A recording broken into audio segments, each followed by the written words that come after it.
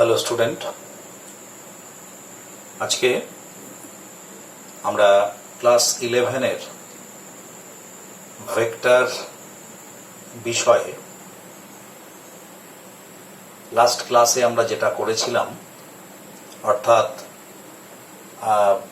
একটা ভেক্টরকে ইউনিট ভেক্টরের সাহায্যে কিভাবে প্রকাশ করা যায় তার একটা রেক্ট্যাঙ্গুলার কোঅর্ডিনেট সিস্টেমে আমরা দেখিয়েছিলাম।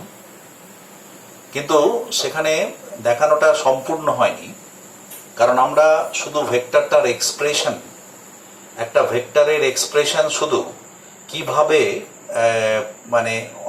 হয়, অর্থাৎ এক্স অক্ষ বরাবর unit vector I cap, Y অক্ষ বরাবর ইউনিট ভেক্টর জে ক্যাপ এবং জেড অক্ষ বরাবর ইউনিট ভেক্টর কে ক্যাপ, এই যে তোমার সাহায্যে আমরা নির্ণয় করেছিলাম যে X I cap plus Y J cap plus Z K cap.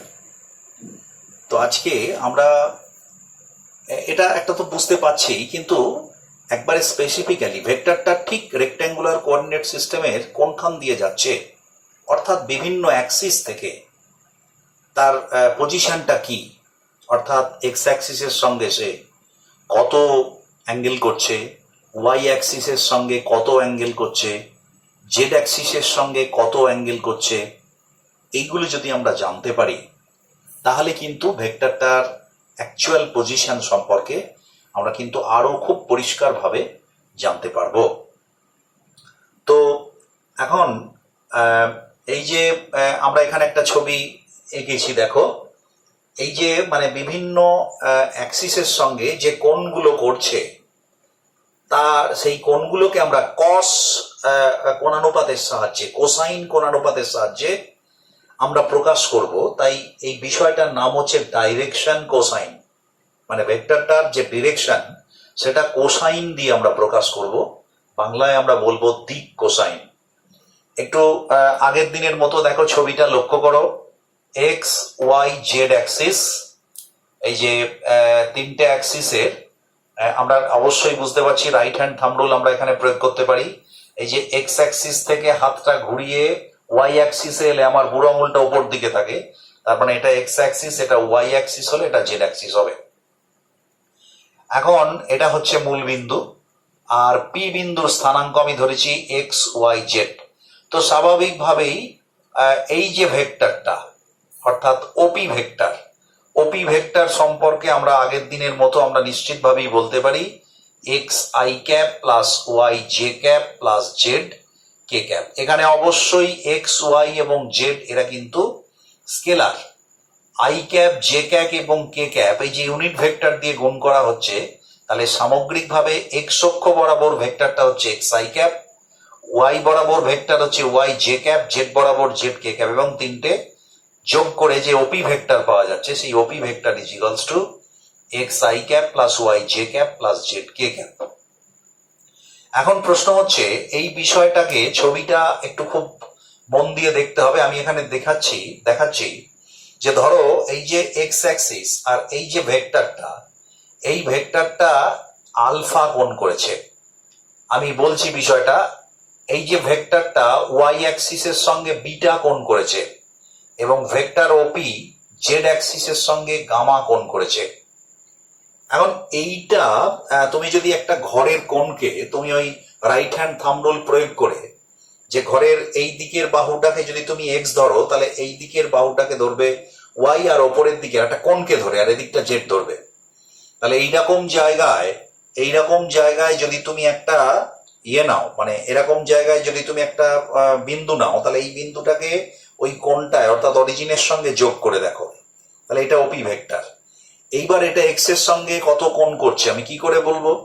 না, তুমি একটা জিনিস খেয়াল করে দেখো যে এক্স এর সঙ্গে ভেক্টরটা তো এরকম ইনক্লাইন্ড, এই এক্স ওয়াই তলের সঙ্গে এরকম ইনক্লাইন্ড, তাহলে এই ভেক্টরটা, এই যে সোজা ভেক্টরটা এক্স অক্ষের সঙ্গে একটা এরম ভাবে একটা ইনক্লাইন্ড একটা ত্রিভুজ তৈরি করেছে। সেই ত্রিভুজটা মানে আমি যদি ওইদিকে যেটা আছে সেটা এক্স কম্পোনেন্ট, আর এইটা হচ্ছে মূল ভেক্টরটা। তার মানে মূল ভেক্টরটার সঙ্গে এক্স কম্পোনেন্ট যেটা আছে এক্স আই ক্যাপ, তার মানে এক্স অক্ষ, তার সঙ্গে হচ্ছে এইরকম একটা ইনক্লাইন্ড একটা অ্যাঙ্গেল তৈরি করেছে। এইরকম মানে এইটা এইরকম এইরকম হয়ে আছে, আর এটা যদি এক্স অ্যাক্সিস হয় তাহলে এরকম এইরকম ভাবে একটা অ্যাঙ্গেল তৈরি করেছে, ত্রিভুজ তৈরি করেছে, সেই তার এটা হচ্ছে আলফা। এখন আলফা কোনটা তাহলে কার কার সঙ্গে করেছে? এক্স অ্যাক্সিস এবং হচ্ছে যে ওপি ভেক্টর। তাহলে এইখানে যদি আমি ওইখান থেকে একটা ওই ভেক্টরের পি বিন্দু থেকে যদি আমি একটা পারপেন্ডিকুলার ড্র করি এক্স অ্যাক্সিসের উপর, তাহলে একটা সমকোণী ত্রিভুজ হয়। সেই সমকোণী ত্রিভুজের এক্স অ্যাক্সিসে যে দূরত্বটা সেটা এক্স আই ক্যাপ, আর ওপি বরাবর দূরত্বটা ওপি। তাহলে কি আমি লিখতে পারি না যে এক্স কম্পোনেন্ট মানে এর যে মড, এক্স মড, আমি আর এক্স মডের চিহ্ন দিচ্ছি না, x mod by OP mod, আমি ওপি মড লিখছি, এই যে OP mod x by OP mod, এটা কিন্তু স্কেলার, তার মানে আমি এটাকে লিখতে পারি কস আলফা, এটাকে কিন্তু আমি লিখতে পারি কস আলফা। ঠিক অনুরূপ ভাবে আমরা যদি ওয়াই অক্ষের সঙ্গে ঠিক বিটা কোণ করছে, তার মানে ওয়াই অক্ষের সঙ্গে বিটা কোণ করছে মানে ওয়াই বাই ওপি, আমরা ওপি ভেক্টর সমান যদি আমরা এটা যেহেতু বিটা কোণ করছে তাহলে কস বিটা, আর জেড বাই ওপি মড সমান হচ্ছে কস গামা। এখানে কিন্তু এক্স ওয়াই জেড স্কেলার এবং ওপি মড এগুলো আছে নিচে, এগুলো স্কেলার। তো এখন ব্যাপার হচ্ছে আমি এই যে ওপি ভেক্টর, এটাকে আমি ইচ্ছে করলে ধরতে পারি এটা আর ভেক্টর, তাহলে সিমিলারলি আমরা এইখানে লিখতে পারি, এই যে জায়গায় লিখতে পারি, তাহলে আর ভেক্টর সমান x I cap plus Y J cap plus Z K cap. তার মানে এই যে ওপি মড তার মানে r mod, x by R mod সমান cos alpha, y by R mod সমান cos beta, z by R mod সমান হচ্ছে কস গামা। এখন প্রশ্ন হচ্ছে যে এই আর মডটা কত?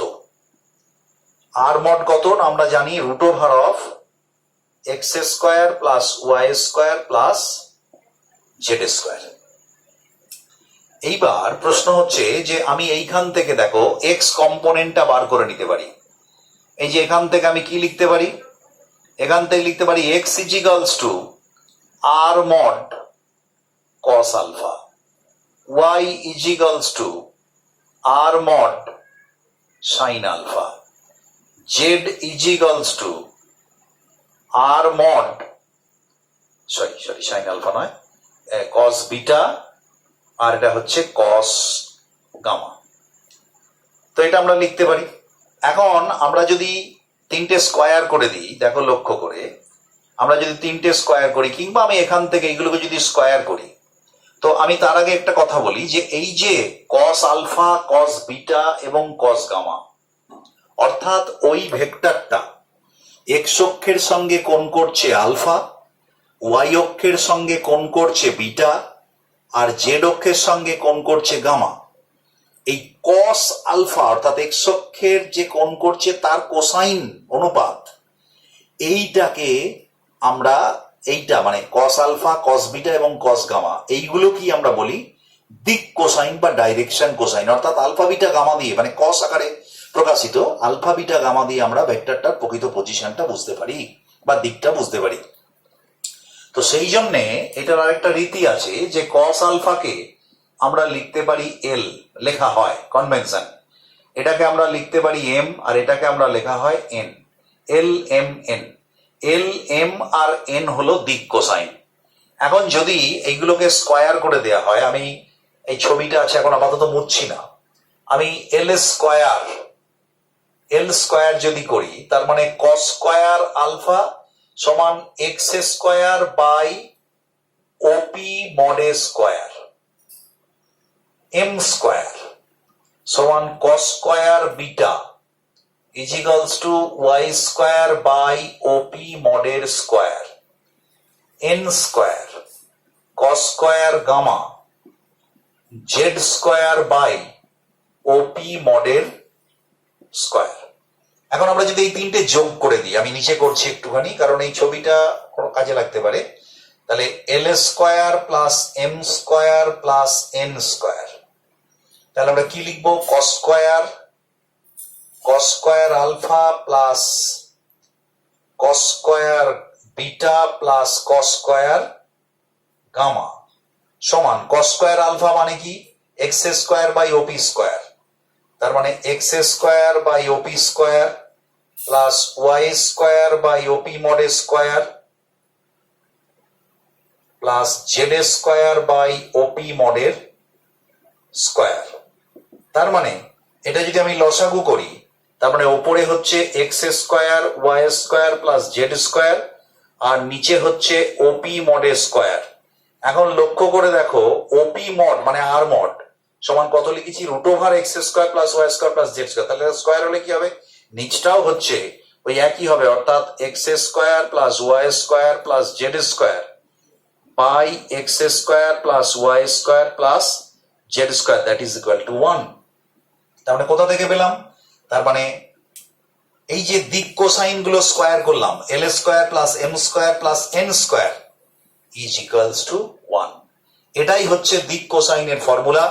এল স্কয়ার মানে হচ্ছে কস আলফা, এল মানে হচ্ছে cos alpha X square by OP mod, M মানে হচ্ছে cos beta Y by OP mod, আর এন মানে হচ্ছে জেড বাই ওপি মড অর্থাৎ কস গামা।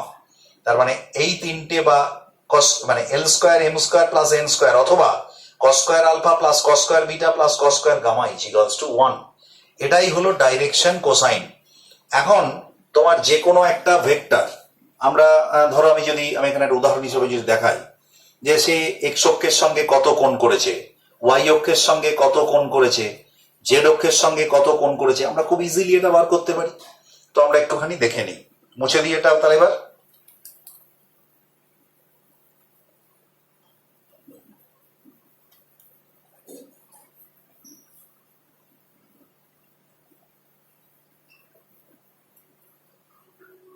আচ্ছা, এখন দেখা যাক যে এক্স অক্ষের সঙ্গে আমি বলছি একটা ভেক্টর, ধরো আমি লিখলাম এক্স আচ্ছা I cap plus 2 J cap plus K cap. এই ভেক্টরটি এক্স ওয়াই ও জেড অক্ষের সঙ্গে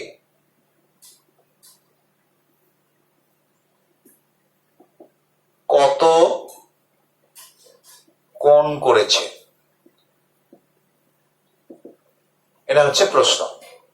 তাহলে এবার এক্স অক্ষের সঙ্গে কত কোণ করেছে, এক্স অক্ষের সঙ্গে যদি আলফা কোণ করে থাকে, আমি লিখছি না, জাস্ট অঙ্কটা দেখাচ্ছি, যে তাহলে আমরা কি লিখতে পারি? কস আলফা সমান এক্স বাই ওপি মড, মানে এক্স বাই এই ভেক্টরটা যদি আমি আর ভেক্টর ধরি, তাহলে আর ভেক্টরের মড, তাহলে এক্স মানে কত? এক্স মানে আই ক্যাপের সহগ মানে 1 বাই, এবার আর মড মানে কত? রুট ওভার এক্স স্কয়ার মানে 1 স্কয়ার 2 স্কয়ার প্লাস 1 স্কয়ার, তার মানে 4 5 6 1 বাই রুট 6। তার মানে আলফা সমান কত? Cos inverse 1 by root 6। Similarly cos beta সমান ওয়াই বাই আর মড, তার মানে ওয়াই মানে এখানে কত? 2 বাই রুট 6, অতএব বিটা সমান cos inverse 2 by root 6। Gamma cos gamma সমান জেড বাই আর ক্যাপ সমান হচ্ছে 1 বাই রুট 6, অতএব gamma is equals to cos inverse 1 by root 6। এরকম যে কোনো ভেক্টর আমাদের যদি দেয়া থাকে, তাহলে এদের হচ্ছে আমরা এক্স অক্ষ ওয়াই অক্ষ এবং জেড অক্ষের সঙ্গে কত কোণ করেছে আমরা বার করতে পারি। এখন দেখো, যদি পরীক্ষার জন্য আমরা হতে পারে যে আমরা জানি আমাদের ফর্মুলাটা হচ্ছে cos square alpha plus cos square beta plus cos square gamma সমান 1। তুমি লক্ষ্য করে দেখো কস স্কয়ার আলফা কত? 1/6। দেখো cos square alpha plus cos square beta plus cos square gamma, তাহলে 1 বাই রুট 6, তার মানে 1/6 প্লাস কস স্কয়ার বিটা মানে কত? 2/6 প্লাস সরি 2/6 না, এটা 4/6 স্কয়ার হয়ে যাবে, 4/6 প্লাস 1/6, তার মানে 6/6, দ্যাট ইজ ইকুয়াল টু 1। তার মানে দেখো l² plus m² plus n² is equals to 1। তার মানে ঠিক আছে। তো এইরকম যে কোনো ভেক্টর এক্স অক্ষ, ওয়াই অক্ষ এবং জেড অক্ষ এদের সঙ্গে কত কোণ করছে তা কিন্তু আমরা ডাইরেকশন কোসাইনের সাহায্যে আমরা কিন্তু নির্ণয় করতে পারি। এইবারে তাহলে ডাইরেকশন কোসাইন সম্পর্কে আমাদের একটা ধারণা জন্মালো। এইবার আমি জাস্ট একটা পজিশন ভেক্টর নিয়ে আমরা কিভাবে একটা ডিসপ্লেসমেন্ট ভেক্টর নির্ণয় করতে পারি আমি সেটা একটা দেখাবো। জাস্ট এটা মুছে দিই।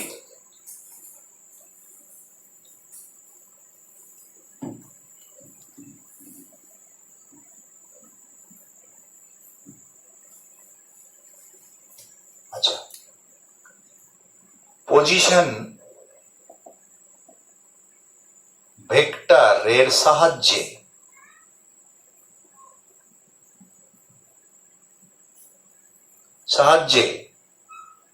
ডিসপ্লেসমেন্ট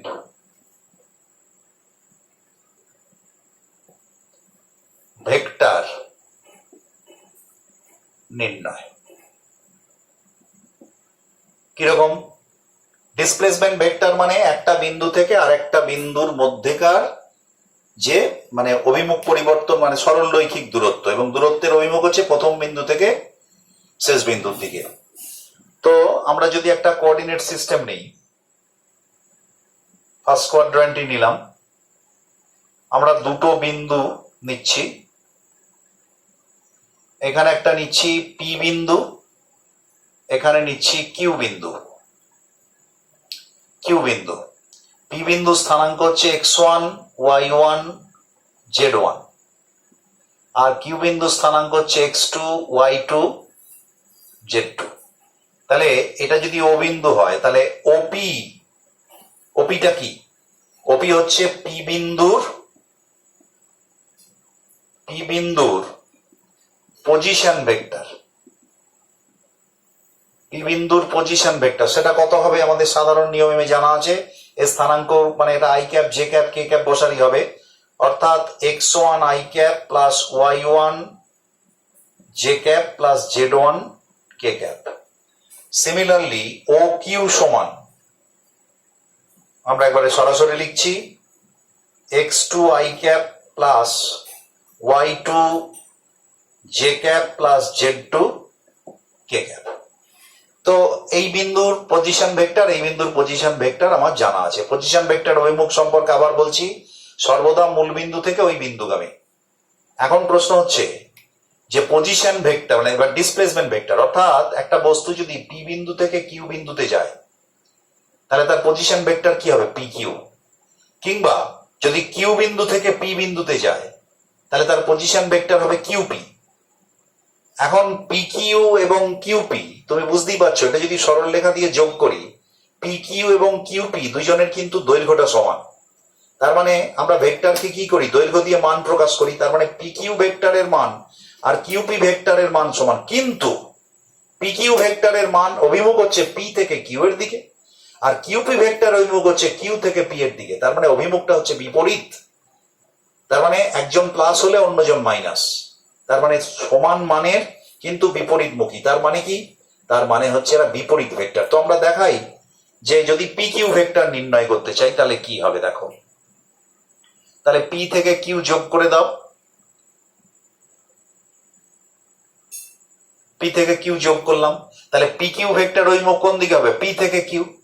এইবার আমরা যে ত্রিভুজ সূত্র শিখেছি দেখো সেখানটা প্রয়োগ করো। ত্রিভুজ সূত্রে কি বলা হয়েছে যে একটা ত্রিভুজের ক্রমান্বয়ে গৃহীত দুটো বাহু দ্বারা দুটো ভেক্টরকে যদি প্রকাশ করা যায় তাহলে বিপরীত ক্রমে গৃহীত ওই ত্রিভুজের তৃতীয় বাহুটা ত্রিভুজ দুটোর যোগফলকে প্রকাশ করবে। তাহলে ক্রমান্বয়ে গৃহীত দেখো তো, ও পি কিউ ত্রিভুজের ও থেকে পি যেদিকে, পি থেকে কিউ একই দিকে। তার মানে ওপি ভেক্টর আর পি কিউ ভেক্টর এরা হচ্ছে ক্রমান্বয়ে গৃহীত দুটো বাহু যারা পরপর দুটো ভেক্টরকে মানে এবং দিকে প্রকাশ করেছে। তাহলে বিপরীত ক্রমে যদি গ্রহণ করি তাহলে সমক্রমে হলে কিউ হতো, তাহলে বিপরীত ক্রম মানে ও কিউ। তাহলে ও কিউটা হবে এই ওপি প্লাস পি কিউ এর যোগফল। তাই আমরা এখানে আমরা যদি এই এখান থেকে যদি লিখি তাহলে ওপি প্লাস পি কিউ সমান ও কিউ। অতএব পি কিউ ভেক্টর সমান কত? O Q vector minus OP vector. তাহলে পি কিউ ভেক্টর সমান ও কিউ ভেক্টর মানে কত? X two I cap, y two J cap, z two K cap. আর OP মানে কত? X one I cap plus Y one J cap plus Z one K cap. এখন বিয়োগ করছি মানে আই গুলো এক জায়গায় চলে আসবে, জে গুলো এক জায়গায় চলে আসবে, কে গুলো। তার মানে সরাসরি লিখছি x two minus x one I cap plus Y two minus Y one J cap plus Z two minus Z one K cap. তাহলে এটা পি কিউ ভেক্টর। তাহলে পি কিউ ভেক্টরের মড কত? তাহলে পি কিউ ভেক্টরের mod হচ্ছে root over of x two minus x one এর whole square, y two minus Y one এর whole square plus Z two minus Z one এর whole square. এবার যদি আমি কিউপি ভেক্টর নির্ণয় করতে চাই তাহলে কিউ থেকে পি এর দিকে হবে। তাহলে এখন আর এই অভিমুখটা আমি রাখবো না, তাহলে এখন অভিমুখটা এই দিকে হয়ে যাবে। এবার ত্রিভুজ সূত্র প্রয়োগ করো। কোন দুটো ভেক্টরের যোগফল কোনটা? না তুমি দেখো ক্রমান্বয়ে গৃহীত মানে ও থেকে কিউ, কিউ থেকে পি, মানে এই দুটোর যোগফল এইটা। তার মানে এই ক্ষেত্রে আমি কি লিখতে পারি? আমি কি এটা মুছে দিই তাহলে? আচ্ছা মুছে দিচ্ছি না, আমি একটু এখানটা লিখছি, এটা বক্স করে দিচ্ছি।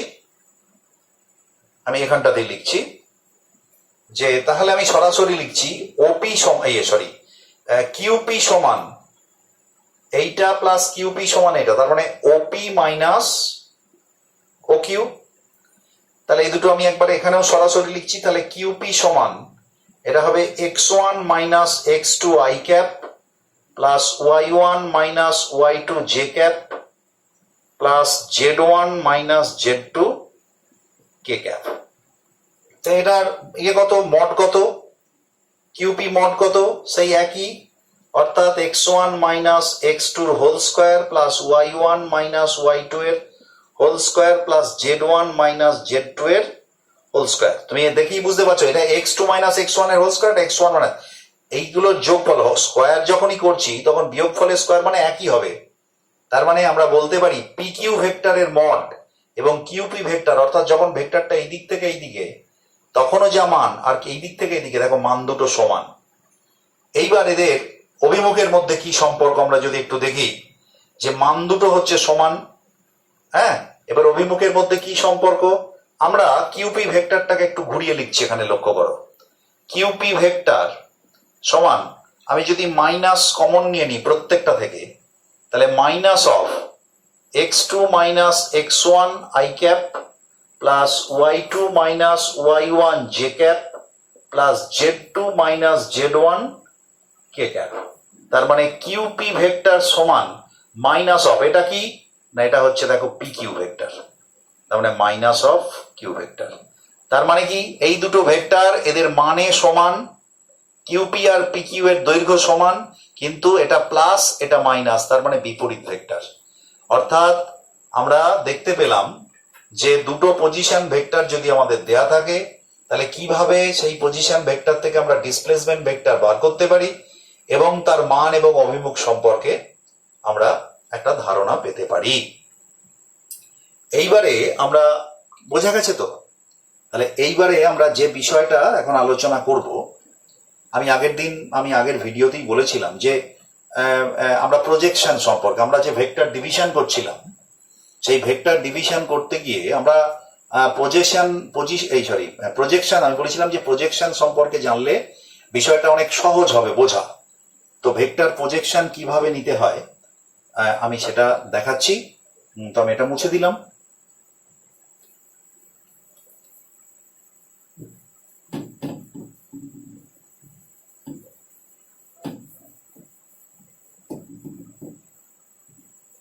দেখো, প্রজেকশন অফ ভেক্টর।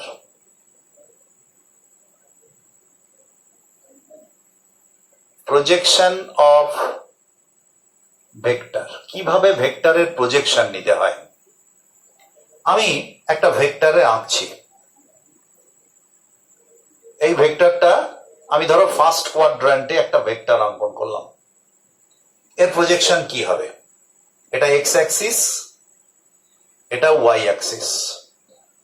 এই প্রজেকশনটা করার জন্য তোমার যেটা সব থেকে মজার ব্যাপার হচ্ছে, যখন এক্স অ্যাক্সিসের প্রজেকশন নেবে, ভাবো এটা একটা লাইন, এটা একটা দণ্ড। তুমি এদিক থেকে, এই যে এদিক থেকে ওয়াই অক্ষের সমান্তরাল করে একটা সমান্তরাল আলোক রশ্মি গুচ্ছ ফেললে, তাহলে এক্স অক্ষের ওপর যে শ্যাডোটা তৈরি হবে এইটার, সেইটা হবে এর এই ভেক্টরটার এক্স অ্যাক্সিসের প্রজেকশন। আবার যদি এই দিক থেকে লাইট আমি এক্স অ্যাক্সিসের প্রজেকশন, এই এক্স অ্যাক্সিসের সমান্তরালে এই দিক থেকে লাইট ফেলি, তাহলে এর যে শ্যাডোটা ওয়াই অ্যাক্সিসে তৈরি হবে, সেইটা হবে ওয়াই অ্যাক্সিসের এর কম্পোনেন্ট বা এর প্রজেকশন। তাহলে আমরা এটা খুব সহজ, তাহলে এটা সোজা যদি করি, আমরা লম্ব অঙ্কন করি, এখান থেকে একটা লম্ব অঙ্কন করলাম দুটো এন্ড থেকে, আর এই একটা লম্ব অঙ্কন করলাম। তাহলে এই যে দূরত্বটা এখান থেকে এইটা হচ্ছে আর এক্স, মানে এক্স অ্যাক্সিসের প্রজেকশন। আমি যদি এটাকে এখানে একটা সমান্তরাল করে আঁকি, তাহলে obviously it is also r x, এই আর এক্স ভেক্টর, মানে এটা এর প্রজেকশন আর এক্স এক্স অ্যাক্সিসে। ঠিক সিমিলারলি এইটা যদি আমরা এখান থেকে একটা আর এক্স অ্যাক্সিসের সমান্তরাল যদি এইখানে একটা অঙ্কন করি, তাহলে এই যেটা এটা হলো আর ওয়াই, এইখান থেকে এটা, তার মানে এইখানটা যদি আমি কমপ্লিট করি, তার মানে দিস ইজ আর ওয়াই। এখন আমি এই যে ভেক্টরটা দেখো, এটা এক্স অ্যাক্সিসের সমান্তরাল এটা, তার মানে এই ভেক্টরটা এক্স অ্যাক্সিসের সঙ্গে যা কোণ করবে এই সরলরেখার সঙ্গে তা ধরে নিলাম এই কোণটা হচ্ছে থিটা। তাহলে পরে এই ত্রিভুজে এটা হচ্ছে আর ওয়াই আর এটা হচ্ছে আর এক্স, আর এই ভেক্টরটাকে ধরলাম আর, এটা হচ্ছে মূল ভেক্টর। তাহলে মূল ভেক্টরটাকে ধরলাম আর এক্স উপাংশটাকে আর এক্স, এটা হচ্ছে আর ওয়াই।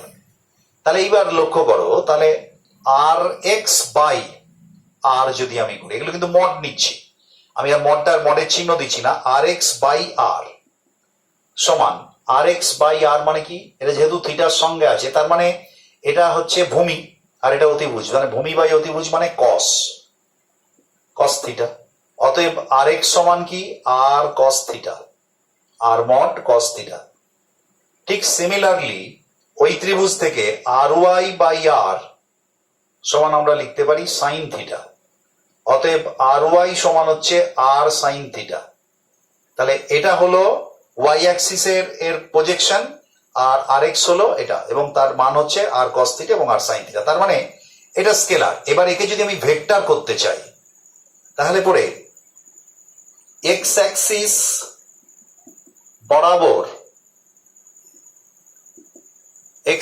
বরাবর উপাংশটি হবে, উপাংশ ভেক্টরটি হবে কত হবে, আর এক্স আই ক্যাপ, তার মানে r cos theta i cap. Similarly y axis বরাবর উপাংশ ভেক্টরটা হবে আর ওয়াই জে ক্যাপ, তার মানে আর সাইন থিটা জে ক্যাপ। তার মানে আর ভেক্টর সমান তাহলে কত হবে, এবার এই দুটো ভেক্টরের x I cap plus Y J cap, তার মানে কত হবে, আর কস থিটা, হ্যাঁ, r cos theta i cap plus r cos theta j cap, r cos theta j cap. এবার আমি যদি মড নিই, আমি যদি ইউনিট ভেক্টর নিই, তাহলে আর ইউনিট অর্থাৎ আর বরাবর ইউনিট ভেক্টর কত হবে, তার মানে মড দিয়ে ভাগ করতে, এর মড মানে কত, আর মানে এটা ক্যাপ, আমি তো এটা মড দিইনি, তবে এটা আর, এটা এই আরটা হবে, তার মানে r cos theta i cap plus r sine theta, r sine theta j cap by r, তার মানে আর গুলো কেটে যাচ্ছে, তার মানে cos theta i cap plus sine theta j cap. এটা হচ্ছে ইউনিট ভেক্টর। তাহলে পরে ফার্স্ট কোয়াড্র্যান্টে আমরা প্রজেকশন সম্পর্কে এরকম একটা জিনিস বুঝতে পারি যে আর ভেক্টর সমান হচ্ছে r cos theta i cap plus r sine theta j cap, এবং এর আর বরাবর ইউনিট ভেক্টর হচ্ছে cos theta i cap plus sine theta j cap. এইবারে আমরা যদি সেকেন্ড কোয়াড্র্যান্টে আঁকি, আমরা জাস্ট ছবিটাকে যদি এঁকে ফেলি সেকেন্ড কোয়াড্র্যান্টে, তার মানে এইরকম ধরো ভেক্টরটা হচ্ছে এইটা, এটা 4 ভেক্টর। তাহলে এর প্রজেকশন নেব, মানে এখান থেকে একটা লম্ব আঁকবো, এখান থেকে একটা লম্ব আঁকবো, তাহলে এটা হচ্ছে RX, আর এখান থেকে একটা লম্ব আঁকবো, এখান থেকে একটা লম্ব আঁকবো, সেটা হচ্ছে RY। এখানে লক্ষ্য করার বিষয় যে এক্স অক্ষ বরাবর ইউনিট ভেক্টর আই ক্যাপ, তার মানে এই দিকটা তো পজিটিভ, এদিকটা তো নেগেটিভ, তার মানে এখানে আই ক্যাপ কিন্তু নেগেটিভ এই দিকের ভেক্টরটার জন্য, আর এই দিকের ভেক্টরটার জন্য ওয়াই ভেক্টর মানে যেটা হচ্ছে পজিটিভ। তাহলে আমি সরাসরি আমি এই একই পদ্ধতিতে আমি যদি লিখি, নিশ্চিতভাবেই তোমরা বুঝতে পারবে যে RX সমান আমরা লিখতে পারি, এটা ইউনিট, তার মানে r cos theta into minus i cap, তার মানে RX সমান minus r cos theta i cap. Similarly RY সমান যেহেতু পজিটিভ, তাহলে r sine theta j cap. অতএব আর ভেক্টর সমান তাহলে কত হবে, minus r cos theta i cap plus r sine theta j cap. তার মানে আর ভেক্টরের দিকে ইউনিট ভেক্টর কত হবে, minus cos theta i cap plus sine theta j cap. এইভাবে আমরা যদি, এটা হলো ফার্স্ট কোয়াড্র্যান্ট, এটা হলো সেকেন্ড কোয়াড্র্যান্ট, সিমিলারলি থার্ড কোয়াড্র্যান্টের জন্য করি। তুমি দেখো থার্ড কোয়াড্র্যান্টের জন্য এক্স সেট মানে আই ক্যাপও নেগেটিভ, জে ক্যাপও নেগেটিভ, আর ফোর্থ কোয়াড্র্যান্টের জন্য i cap positive, j cap negative. ঠিক একই পদ্ধতিতে এটা তোমাদের জন্য থাকলো, তোমরা করে আমাকে পরে জানাবে যে এই মানে সেকেন্ড, আমি ফার্স্ট এবং সেকেন্ড কোয়াড্র্যান্ট দেখালাম, তোমরা থার্ড এবং ফোর্থ কোয়াড্র্যান্ট তোমরা হচ্ছে এটা করবে। তার মানে আমরা বিভিন্ন কোয়াড্র্যান্টে এইভাবে আমরা ভেক্টরের রূপাংশগুলোকে আমরা দেখাতে পারি, এবং ভীষণ ভীষণ এটা একটা ভীষণ ইম্পর্টেন্ট একটা বিষয়। এইটা করতে পারলে তুমি দেখবে অনেক প্রবলেম তুমি নিজে নিজেই সলভ করে ফেলতে পারছো। এইবার তার মানে অ্যাকচুয়ালি তো আমরা এখানে ভেক্টর ডিভিশন করলাম। এইবারে আমি যেটা দেখাবো সেটা হচ্ছে যে একটা ভেক্টর ডিভিশন, তোমাদের আগের ভিডিও থেকে অনেকেই প্রশ্ন করেছো যে স্যার ভেক্টর ডিভিশনের একটা মানে এক্সাম্পল বলুন, ভেক্টর ডিভিশন করে কিভাবে আমরা মানে প্রয়োগ করি ফিজিক্সে, তার একটা এক্সাম্পল বলুন। তো সেটা আমি দুটো এক্সাম্পল তোমাদের সামনে দেখছি যে ভেক্টর ডিভিশন করে দুটো ঘটনার ব্যাখ্যা আমরা কিভাবে দিতে পারি। তাহলে আমি এটা মুছে দিলাম।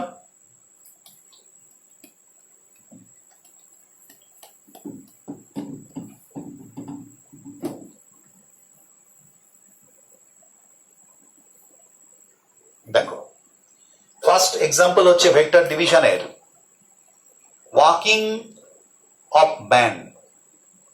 ওয়াকিং অফ ম্যান, মানুষ কিভাবে হাঁটে তার একটা এক্সাম্পল আমরা দিতে পারি। এখন আবার তার মানে এখান থেকে আমরা এটাও মানে এ করতে পারি, এক্সপ্লেন করতে পারি যে মানুষ দৌড়ায় যখন কিভাবে দৌড়ায়, এবং সেখানে আরো অনেক সিদ্ধান্ত করতে পারি যে দৌড়ানোর সময় তুমি অ্যাকচুয়ালি তোমাকে বড় স্পোর্টসম্যান হতে গেলে দেখবে, এটা কিন্তু যারা বড় বড় স্পোর্টসম্যান যারা দৌড়বি তাদের কিন্তু শেখানো হয়, তাদের বিজ্ঞানটা শেখানো হয় যে পাটাকে কিভাবে রাখলে তুমি বেশি দৌড়াতে পারবে, বেশি জোরে দৌড়াতে পারবে, বা হাঁটার ক্ষেত্রেও তাই। তো আমরা হাঁটার একটা এক্সাম্পল দিয়ে দেখাই যে কিভাবে আমরা হাঁটি, তার ব্যাখ্যাটা কি। দেখবে আমরা যখন হাঁটি খুব খেয়াল করে, ধরো এটা ভূমি, ধরো এটা ভূমি ভূতল, তুমি দেখবে তুমি যখন পা ফেলো তোমার পা কিন্তু এরকম সোজা হয়ে পড়ে না, পা কিন্তু এরকম সোজা করে তুমি হাঁটতে পারবে না, তোমার পাটা এরকম সোজা থাকলে তুমি হাঁটতে পারবে না। অ্যাকচুয়ালি আমরা যখন হাঁটি দেখবে পাটা আমাদের এরম ভাবে, মানে আমি একটু বেশি এঁকে ফেললাম, এই যে জাস্ট এরকম পড়ে পাটা, তার মানে এই দিকে তুমি বল প্রয়োগ করো পা বরাবর, তার মানে বলটা হচ্ছে এই বরাবর, এই বরাবর তুমি একটা বল প্রয়োগ করো। এইবারেতে এই বরাবর যে বল প্রয়োগ করলে, ধরো এফ বল, তো এই বলের অটোমেটিক্যালি তোমরা জানো যে নিউটনের তৃতীয় গতি সূত্র অনুযায়ী তুমি যখন কোনো বস্তুর উপর একটা বল প্রয়োগ করো, বস্তুও তোমার উপর কিন্তু সমান আর বিপরীত মুখে একটা বল প্রয়োগ করবে, তার মানে তাকে আমরা বলি প্রতিক্রিয়া। তো তুমি যখন এখানে মাটির ওপর এইভাবে বল প্রয়োগ করলে, এটা থিটা কোণে, তার মানে এটাও থিটা কোণ, তখন মাটি এইদিকে একটা বল প্রয়োগ করবে। মাটি যদি এই বলটা না প্রয়োগ করতো তুমি কিন্তু হাঁটতে পারতে না। অর্থাৎ তার মানে মনে করো খুব নরম একটা জায়গা, তুমি যদি হাঁটতে যাও হাঁটতে পারো না, তুমি ভেতর দিকে ঢুকে যাবে, কারণ তুমি যে বল প্রয়োগ করছো নিচের দিকে, মাটি তোমাকে উপর দিকে বল প্রয়োগ করে তোমাকে হাঁটাতে সাহায্য করছে। ধরে নিলাম মাটির প্রতিক্রিয়া বল আর। এই আটটাকে এইবার ধরো আমি দুভাগে ভাগ করছি, একটা ভূমির সমান্তরালে আর একটা এই দিকে। এবার এই দিকের উপাংশটা আমি বলেছিলাম যার সঙ্গে থিটা থাকবে সেটা হবে কস, তার মানে এটা হবে আর কস থিটা, আর এটা হবে আর সাইন থিটা। এবার স্বাভাবিকভাবেই তোমার ওজনটা এই দিকে আছে, তোমার ওজন তো সবসময় নিম্নমুখী ডব্লু। এবার দেখো দুটো এই যে উপাংশ পেলাম আর কস থিটা এবং আর sine theta, r sine theta উপাংশ ওজনের বিরুদ্ধে কাজ করছে। তার মানে তুমি যখন এইভাবে বল প্রয়োগ করছো, এই উপাংশটা যেটা তৈরি হচ্ছে প্রতিক্রিয়া জনিত, সেই উপাংশটা কিন্তু তোমার ওজনকে কমিয়ে দিচ্ছে, কারণ ওজনের বিরুদ্ধে কাজ করছে, ফলে তোমার হাঁটতে সুবিধা হচ্ছে।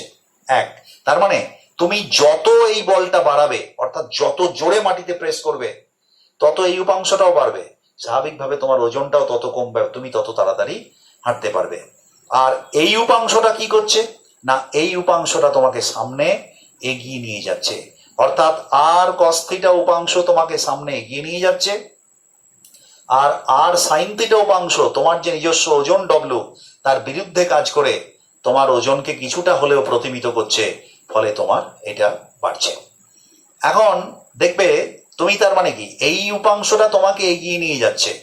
এখন তুমি যদি এই উপাংশটা বাড়িয়ে দিতে পারো আরো, তাহলে তুমি কিন্তু আরো জোরে হাঁটবে বা আরো জোরে দৌড়াবে দৌড়ের সময়।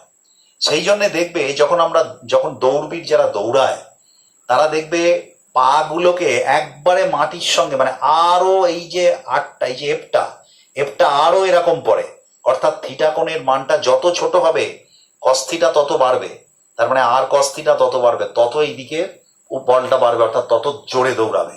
সেই জন্যে তারা কিন্তু এই দিকে এটা করে। আর স্বাভাবিকভাবেই দৌড়ের জন্য ওজনটাকে একটু কম রাখতে হবে, কারণ যত এই উপাংশটা বাড়বে তত এই উপাংশটা কমবে অটোমেটিক্যালি। তাহলে ওজন যদি তোমার খুব বেশি হয়, তাহলে তুমি এই উপাংশটা বাড়লেও বয়ে নিয়ে যেতে তোমার সমস্যা হবে।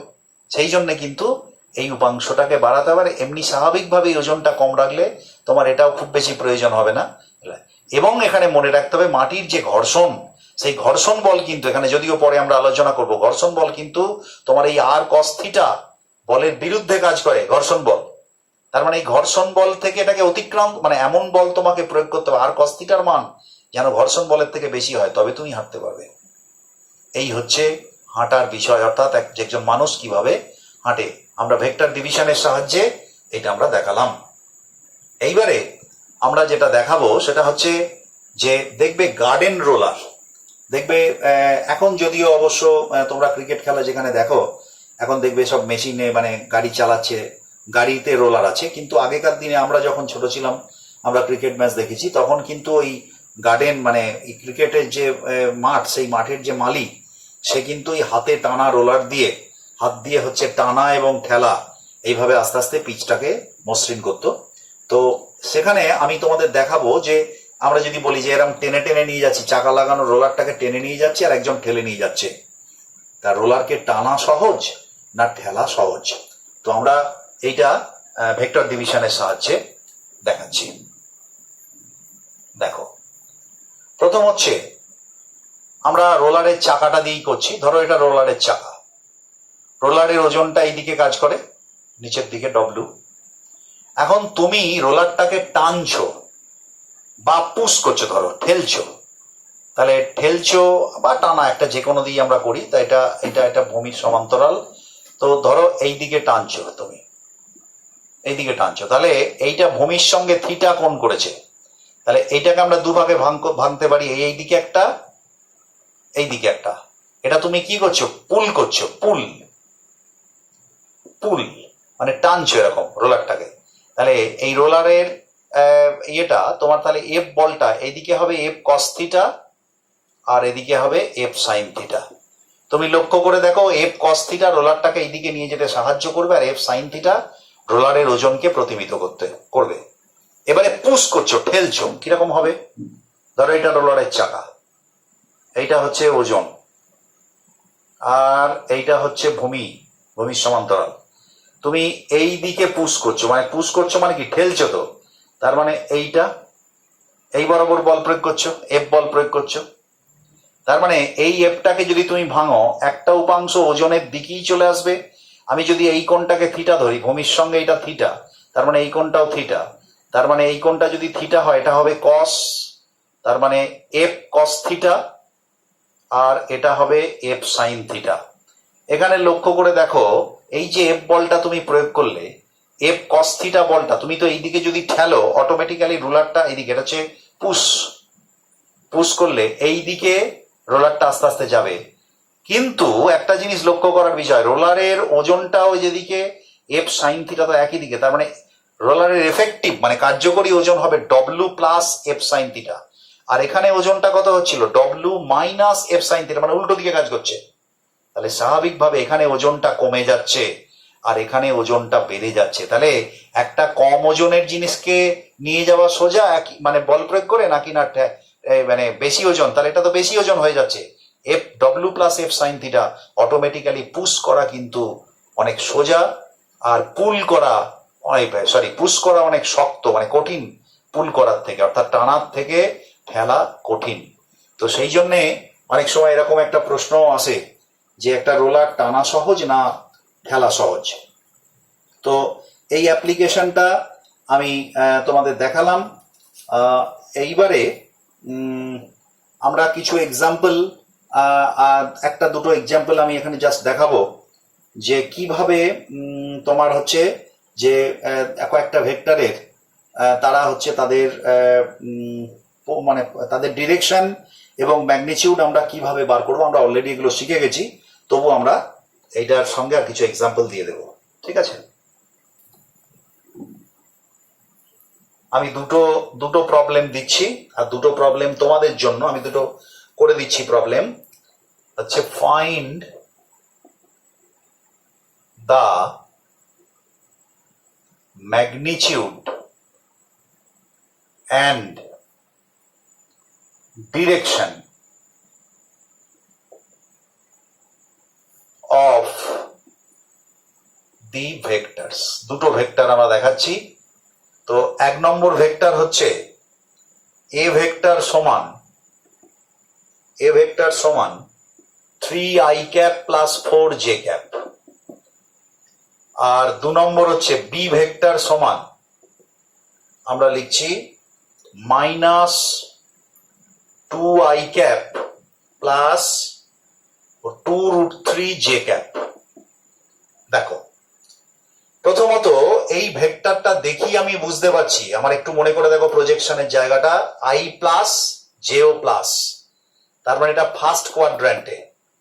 তার মানে ফার্স্ট অঙ্কটা যদি আমরা করি তাহলে অবশ্যই এর ছবিটা এরকম কিছু একটা হবে, মানে ফার্স্ট কোয়াড্র্যান্ট। আমি যদি ধরে নিই যে এটা এইরকম, ধরো এটা এর সঙ্গে থিটা কোণ করেছে, ঠিক আছে?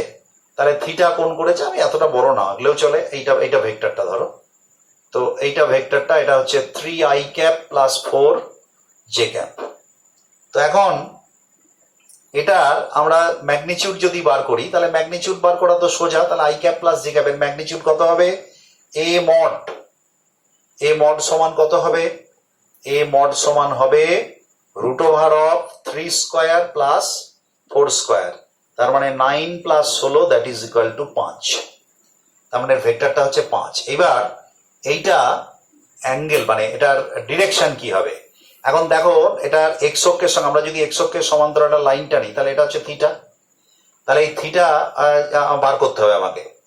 তাহলে পরে আমরা মডটা বার করলাম, আর হচ্ছে যে এই থিটাটা আমরা যদি বার করি তাহলে পরে ট্যান থিটা সমান, এইটা আমরা যদি উপাংশে ভাগ করি, যে প্রজেকশন নেই, ধরো এইটা আর এইটা, এই যে প্রজেকশন নিলাম, তাহলে এটা হচ্ছে আর এক্স, এটা হচ্ছে আর ওয়াই। এটা যদি থিটা হয় তাহলে ট্যান থিটা সমান আর ওয়াই বাই আর এক্স। তার মানে ট্যান থিটা সমান আর ওয়াই মানে কত? আর ওয়াই মানে হচ্ছে তোমার 4, তার মানে 4/3। অতএব theta is equals two tan inverse 4/3। এটা ক্যালকুলেটর দেখে তোমরা করবে, তো মোস্ট প্রবাবলি এটা হবে theta is equals two 53 degree. তো তাহলে পরে আমরা দেখো এর ম্যাগনিটিউড এবং ডিরেকশন। এবার যদি আমি দ্বিতীয় প্রবলেমের ক্ষেত্রে যাই, দ্বিতীয় প্রবলেমের ক্ষেত্রে দেখো আই নেগেটিভ জে পজিটিভ, তার মানে কোথায়? তার মানে আমরা যদি কোঅর্ডিনেট সিস্টেমটা অঙ্কন করি তাহলে আই নেগেটিভ মানে এদিকটা আর পজিটিভ জে মানে এই দিকটা, তার মানে এই কোয়াড্রেন্টে তাহলে সিমিলারলি এর এর এর বি মড কত হবে, আমি একটু করে দিচ্ছি, এটা বি মড কত হবে রুট ওভার 2 মানে 4 আর এটা হচ্ছে 4 ইন্টু 3 মানে plus 12, that is equal to root 16 সমান 4। তাহলে মড হলো 16 এই 4 আর ইয়ে কত হবে ট্যান থিটা সমান হবে তোমার হচ্ছে r x by R Y, তার মানে 2√3, আমি মডগুলো নেব, বাই 2 তার মানে √3, তার মানে ট্যান থিটা সমান √3, তার মানে ট্যান 60, তার মানে থিটা ইজ ইকুয়ালস টু 60। কিন্তু থিটা ইজ ইকুয়ালস টু যদি 60 হয় এটা তো অ্যাকচুয়ালি এইরকম, ধরো আমি জাস্ট ছবিটা যদি আঁকি এরকম, তার মানে এই কোণটা 60, কিন্তু এক্স অক্ষের ধনাত্মক দিকের সঙ্গে তো এই কোণটা করেছে, তার মানে আমরা যদি এক্স অক্ষের ধনাত্মক দিকের কোণটা ধরি তাহলে কি হবে, তাহলে হবে এই বড় কোণটা অর্থাৎ এইখান থেকে এই পর্যন্ত হচ্ছে 180 আর এটা হচ্ছে 60, তার মানে হবে 180 degree minus 60 degree, that is equal two 120 degree. তার মানে এক্স অক্ষের ধনাত্মক দিকের সঙ্গে 120 ডিগ্রি কোণ করেছে।